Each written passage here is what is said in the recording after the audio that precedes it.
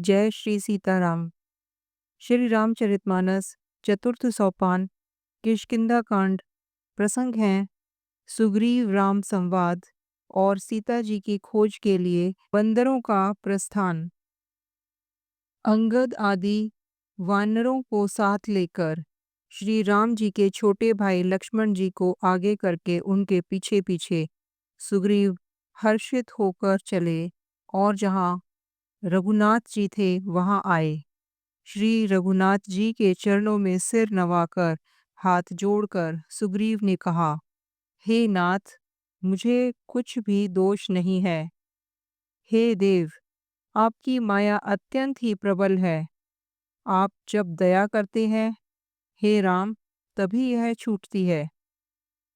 हे स्वामी, देवता, मनुष्य और मुनि सभी विषयों के वश में हैं।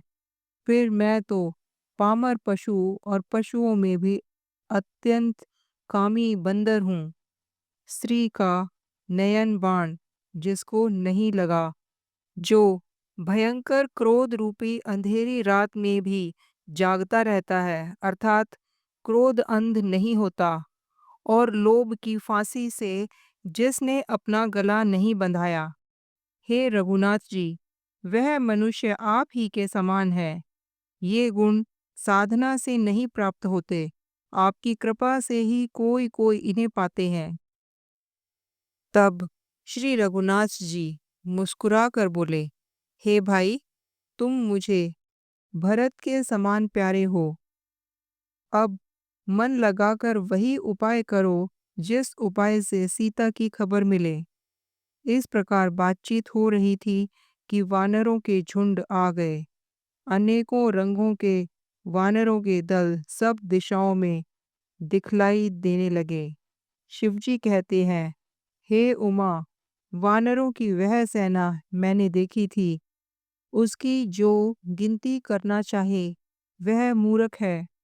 सब वानर आ आकर श्री राम जी के चरणों में मस्तक नवाते हैं और श्री मुख के दर्शन करके कृतार्थ होते हैं। सेना में एक भी वानर ऐसा नहीं था जिससे श्री राम जी ने कुशल न पूछी हो। प्रभु के लिए यह कोई बड़ी बात नहीं है, क्योंकि श्री रघुनाथ जी विश्व रूप तथा सर्वव्यापक हैं, सारे रूपों और सब स्थानों में हैं। आज्ञा पाकर सब जहां तहां खड़े हो गए।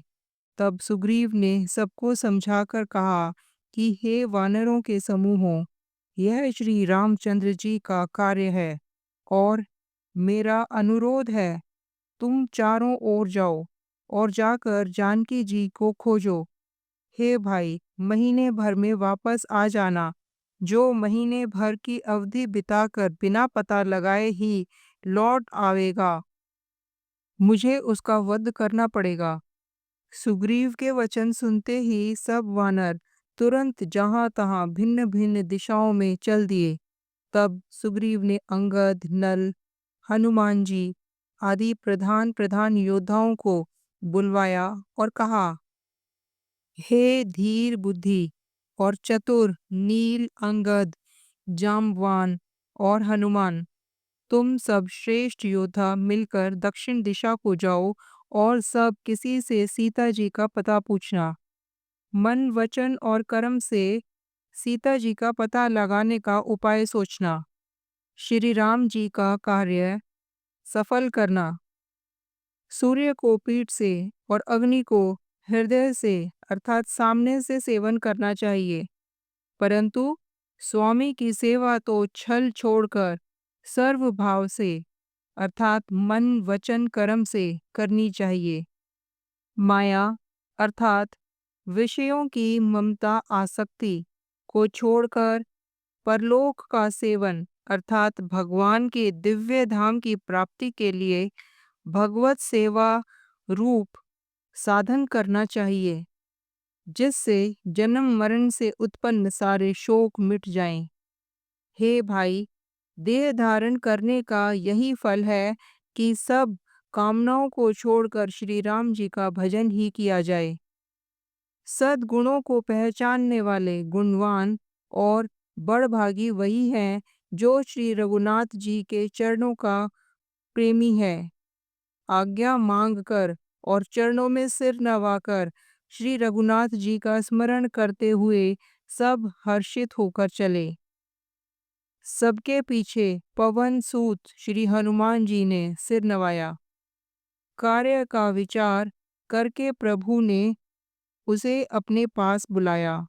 उन्होंने अपने कर कमल से उसके सिर का स्पर्श किया और अपना सेवक जानकर उन्हें अपने हाथ की अंगूठी उतार कर दी और कहा, बहुत प्रकार से सीता को समझाना और मेरा बल तथा विरह प्रेम कहकर तुम शीघ्र लौट आना। हनुमान जी ने अपना जन्म सफल समझा और कृपा निधान प्रभु को हृदय में धारण करके वे चले।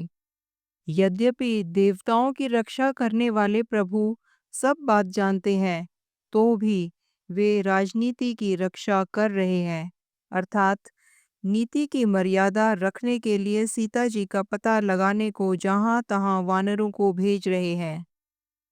सब वानर वन, नदी, तालाब, पर्वत और पर्वतों की कंदराओं में खोजते हुए चले जा रहे हैं।